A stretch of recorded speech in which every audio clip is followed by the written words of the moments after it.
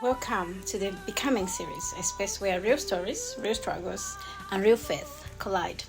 No matter who you are, where you're listening from, this is for you. I'm your host, Mirriam Musonda-salati, and today I'm inviting you into a deeply personal moment in my life. The day I heard the word tumor, those words landed in my ears, but they hit my whole body. Not just my body, but my spirit. I remember sitting there, hearing the doctor say to me, "You need to begin chemotherapy immediately." And just like that, I froze. My heart dropped, my thoughts scattered, and I couldn't feel the ground beneath me. It was a real scary moment. And it's a moment like that where everything else fades, your plans, your confidence, your strength. And I remember whispering inside, "God, are you here? Is this really happening to me? Is this real?" I couldn't believe it. I couldn't really comprehend what was happening to me. And I couldn't believe it was happening to me. That's when the book of Psalm 46, chapter 46, verse 1 came to me, alive. And it says, "God is our refuge and strength, and a very present help in times of trouble." Not a distant help, but a present one, right there in the hospital room. I was overwhelmed, but I held on to that verse like it was oxygen. Days after were blurry. Tests, appointments, tears, scared, not just of pain, but the unknown. As I stood in that storm, Isaiah 41 verse 10 became my anchor. "Fear not, for I am with you. Be not be dismayed.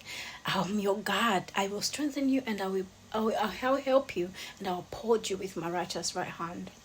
I knew I had to fight, but not on my own strength. God had to hold me up.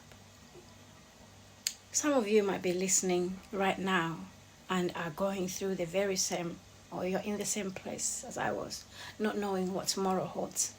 Maybe it's not cancer, but it's something, maybe grief or depression or end of relationship or financial or betrayal.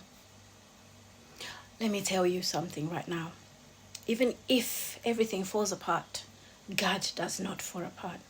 Even when we don't feel strong enough, He still strengthens Himself. There were nights I couldn't even pray. I just cried. But then I remembered Romans chapter 8, verse 26. It says, "The Spirit helps us in our weaknesses. Even when we do not know what to pray, the Spirit Himself intercedes for us with groans too deep for words." I learned that tears are prayers too.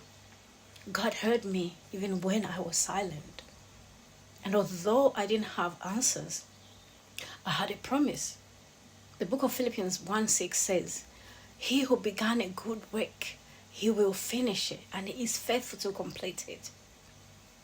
So, if you're here right now and you're listening to me, I want you to remember, you are still in the process of becoming. You are not alone. This is just the beginning of the journey that will put you together. Because healing, growth, and faith don't happen overnight. They unfold eventually and over time and in real life, through real storms, through struggles, through trials and tribulations. So thank you for letting me share this moment with you. Just be sure to join me in the next episode where I'll share the unexpected twists in the chemo journey and the miracle that reminded me that God really still does move and He does love me. I learned that my God is never far from me, no matter how I may feel. So if this episode spoke to you, share it with somebody, tag a friend, send a message of hope, and let's become one. Let's not become. Because becoming isn't easy, but in the end, it's worth it. Thank you so much, and God bless you.